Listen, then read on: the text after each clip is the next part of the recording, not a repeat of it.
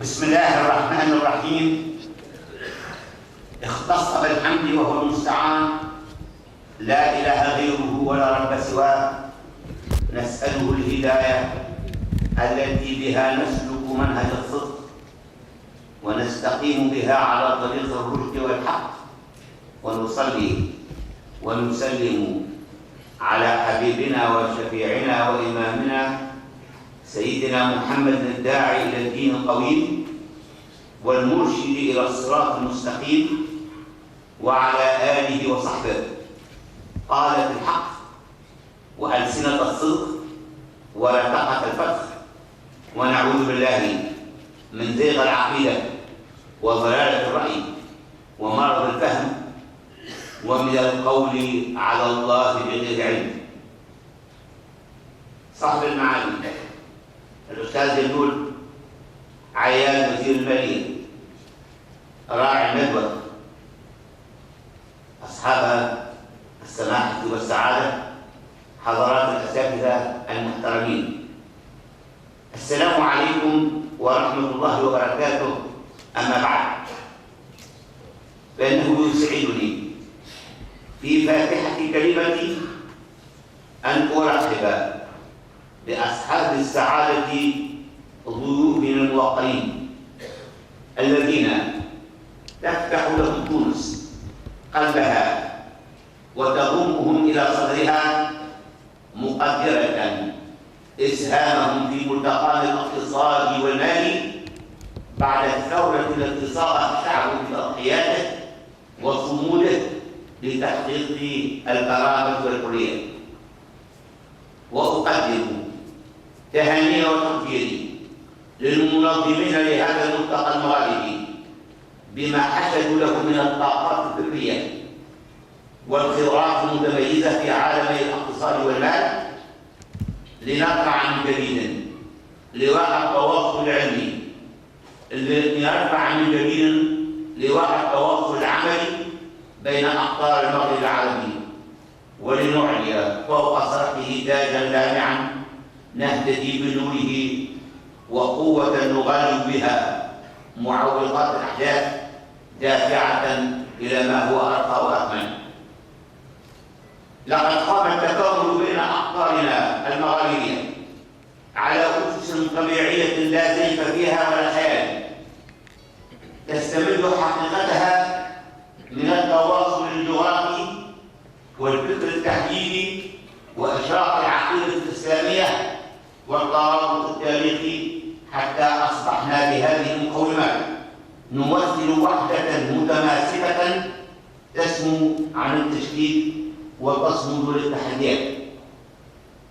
فأولا، هذه أقطارنا ممتدة من موريتانيا إلى ليبيا في الحدود الشرقية، تمثل تاجا لإفريقيا به تحتضن المحيط والبحر الأبيض المتوسط لتقاسم به القارة الأوروبية بما يفتحه هذا الفضاء الجغرافي من إمكانات بشرية واقتصادية عظيمة. وثانيا، إن الوحدة الجغرافية نبعت منها وحدة بشرية تألفت مكوناتها فطوعت الأعراق الضاربة في التاريخ البعيد وأكسبتها مرونة فامتزجت، وحصل التكامل بينها ثقافيا واقتصاديا تحت مظلة العنصر الثالث، والعنصر الثالث هو الوحدة الروحية والفكرية جذورها اللغة والدين، فتكون بهما من الأفراد والأسر والشعوب جسدا واحدا يمثل ما صدر عن لسان النبوة الحكيمة والصادقة. إذا اشتكى منه عضو تداعى له سائر الأعضاء. لقد قامت الشواهد طيلة 14 قرنا وخاصة في القرنين الماضيين مثبتة بما لا يدع مجال للشك على قوة النسيج المتلاحم بين أقطار المغرب العربي. إنه لما ابتلي القطر الأول بالاستعمار الخبيث تهاوت بعده بقية الأقطار، وامتدت براثن الوحش إلى بقية الشعوب تلتهمها واحدا مثل الآخر. وتلا انعكاس الشعب الأول تحرر بقية الشعوب.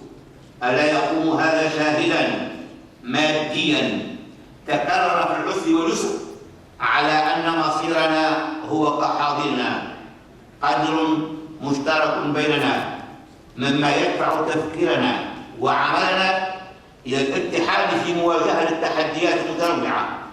وإنه من الخطأ أن يتسرب للقائمين على الاستراتيجيات تفكيرا أو نشاطا تصور إمكان فوز قطر بمفرده دون بقية الأقطار.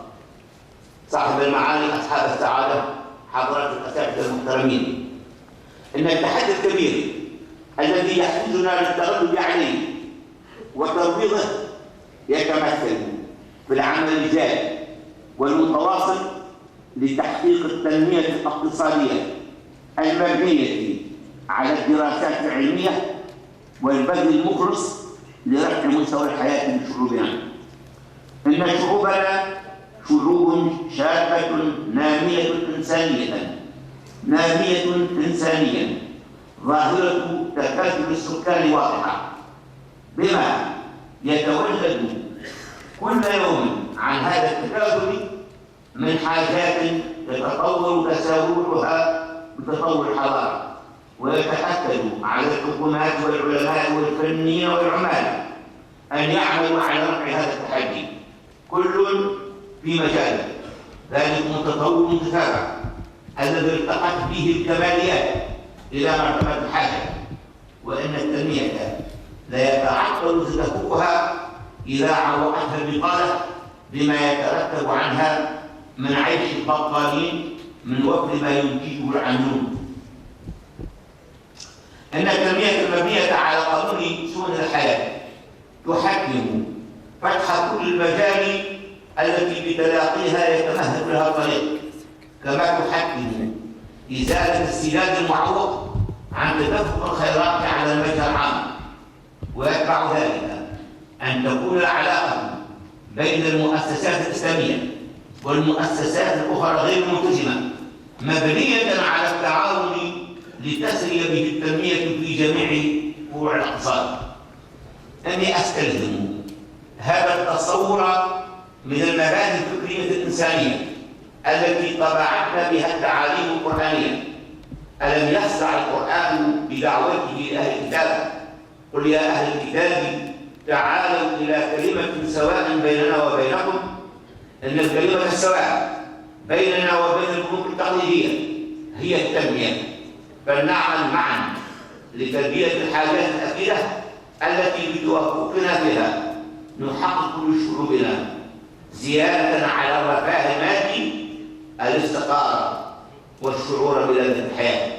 وبهذا التعاون نتمكن من التغلب على التحدي الذي انطلقنا منه التنمية. وهذا يجرنا إلى تحقيق أن العلاقة القائمة بين المؤسسات الإسلامية وغير الملتزمة هي علاقة تعاون.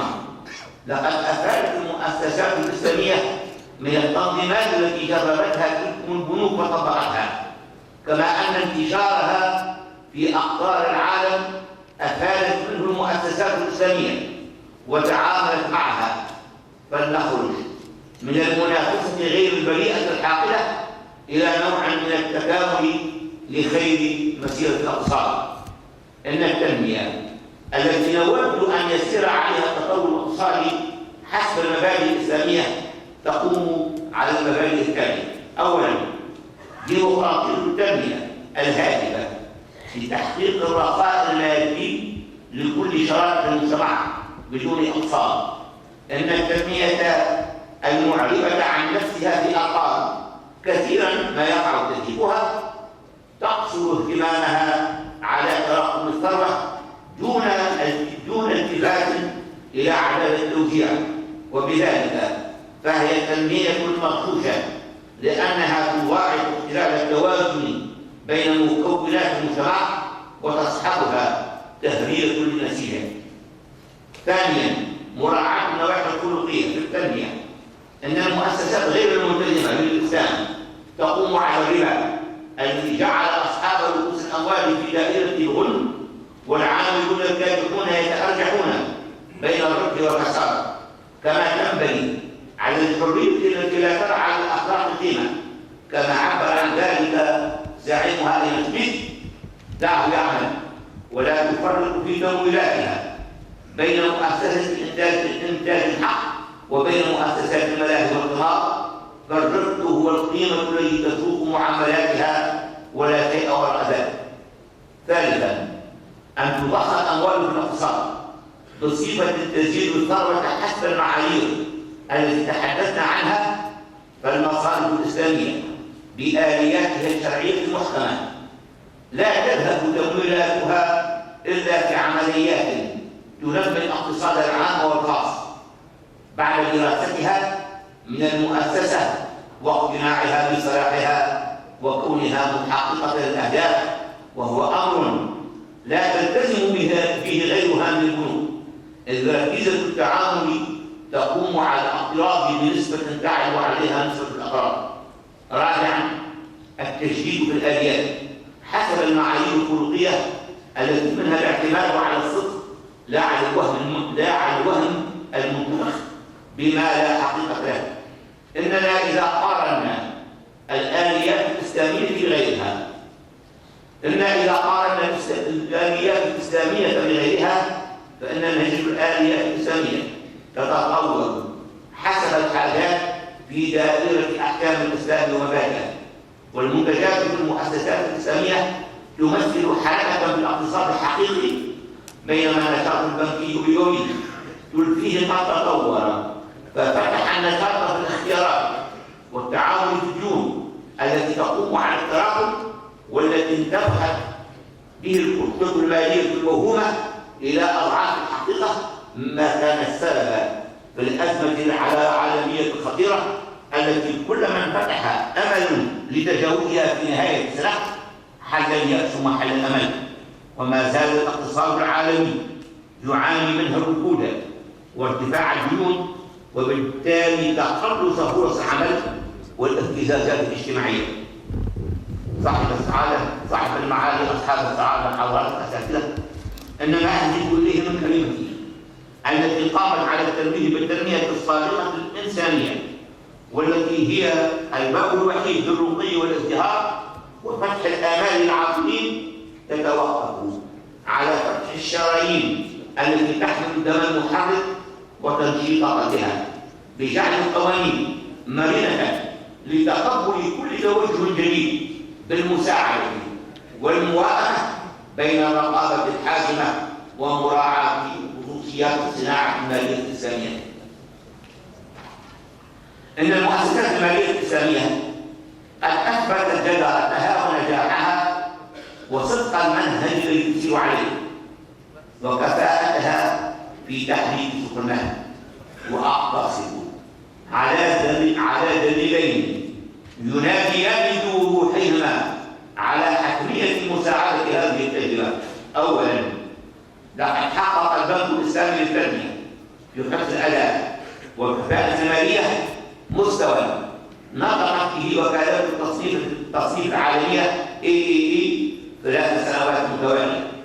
ثانيا، إن بنك زيتونة قد تضاعف فيه استقطاب الموارد في السبعة الأشهر الأولى التقديرات، فبلغ حجم الإيداعات ما يقارب 400%، وكذلك رقم المتعاملين مع البنك خلال المفترض، مما يعطي وثوقا بأن المتعاملين اطمأنوا إلى هذا النوع من النشاط البنكي الإسلامي فأقبلوا عليه بالكتابة. أشكر لكم تفضلكم بمتابعة تسجيلكم وما أخذته من تصور مختصر يخدم التنمية، وعقد السلام عليكم مقرونا بوفد تقدير ختام